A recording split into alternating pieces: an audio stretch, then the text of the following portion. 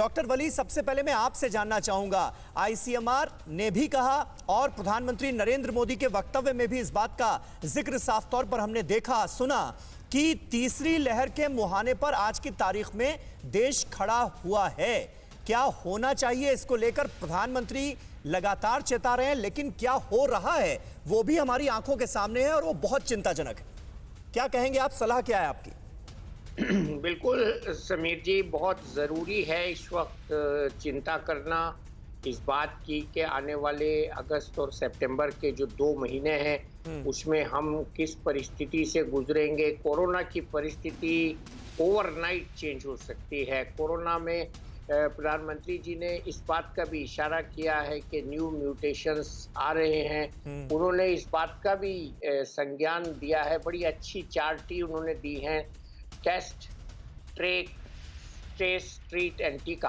तो ये जो टीका है ये ज़रूरी है सबके लिए। और इसके अलावा उन्होंने एक बात बहुत अच्छी कही, if you read between the line, के responsibility of the civil society यहाँ पर बहुत इम्पोर्टेंट हो जाती है। इसका मतलब सभी की रिस्पॉन्सिबिलिटी होती है। और साथ साथ उन्होंने बच्चों के लिए भी चिंता जताई है। 6 स्टेट्स में उन्होंने ये भी कहा है कि बहुत बड़ी आबादी इनमें किसी किसी स्टेट में है जो कमर्शियल भी हैं और घनी आबादी वाली स्टेट्स हैं, तो उनके लिए हमको चिंता ज़्यादा करनी चाहिए। जहाँ तक रिपोर्ट्स का सवाल है, आपको मैं याद दिलाना चाहूँगा कि सबसे पहले बच्चों की चिंता और थर्ड वेव की चिंता प्रधानमंत्री जी के साइंटिफिक सलाहकार राघवन साहब ने कराई थी। उसके बाद आईसीएमआर, एसबीआई, आईएमए सब ने कलेक्टिव तौर पर ये चिंता जताई है। इसमें कोई विरोधाभास नहीं है। समय और तिथि ज्योतिष की चीज है, वो हम प्रेडिक्ट नहीं कर सकते। डॉक्टर राजू व्यास हमारे साथ मौजूद हैं। डॉक्टर राजू व्यास हमारे साथ मौजूद हैं और ये बच्चों को लेकर जिस आशंका का जिक्र किया गया है इस संबोधन में भी, और बच्चों को खतरा कितना ज्यादा है,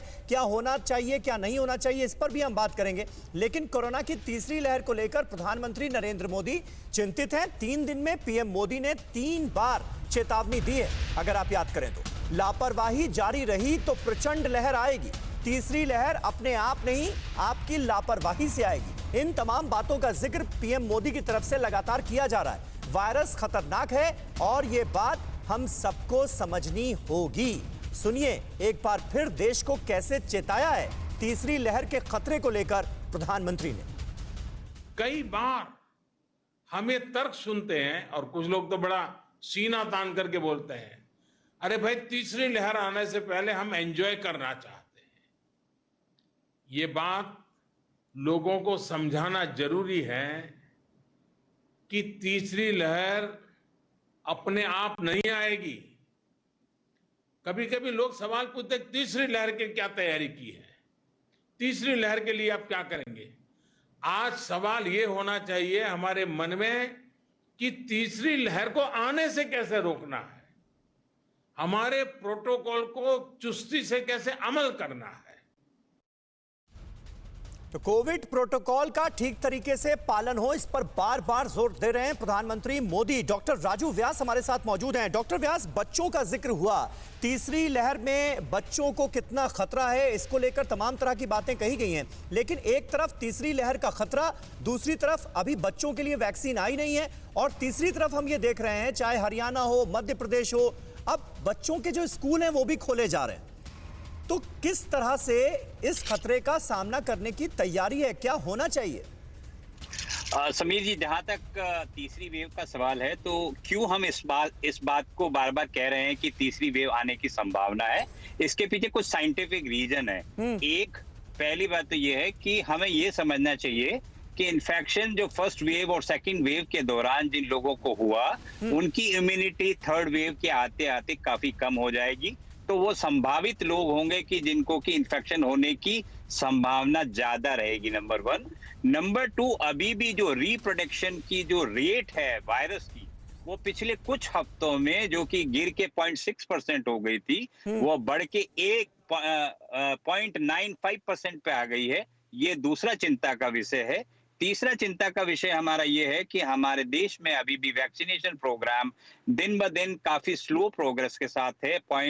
सॉरी 6% लोगों को डबल डोज, करीब 23-24% हम सिंगल डोज के साथ लोगों को वैक्सीनेट कर पाए। इसी के साथ साथ जो हमने अनलॉकडाउन की प्रक्रिया अभी पिछले दिनों में देखी है, या राज्य भर जैसे हम देखते आ रहे हैं, लोग वापस से पुरानी गलतियों को नहीं सुधार रहे हैं, लोग वैसे ही मिक्सिंग कर रहे हैं, लोग वैसे ही डिस्टेंस का पालन नहीं कर रहे हैं, मास्क नहीं लगा रहे हैं।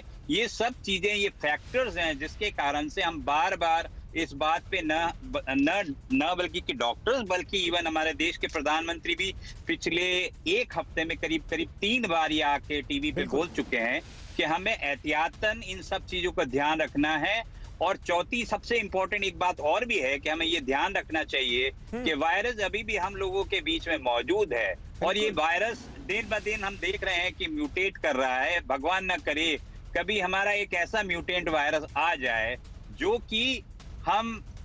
कि एक ट्रिगर फैक्टर हो, जिसके कारण से हमारे देश में वापस से तीसरी वेव आने की संभावना और ज्यादा हो जाए। सही बात है। और डेल्टा वेरिएंट के बारे में ये बात लगातार कही जा रही है। WHO का जो ताजा बयान है उसमें साफ तौर पर यह कहा गया है कि डेल्टा वेरिएंट तूफान की रफ्तार से दुनिया के तमाम मुल्कों में फैल रहा है। 111 देशों में अब तक इस वेरिएंट से जुड़े केसेस सामने आ गए, इसलिए और ज्यादा सावधान रहने की जरूरत है।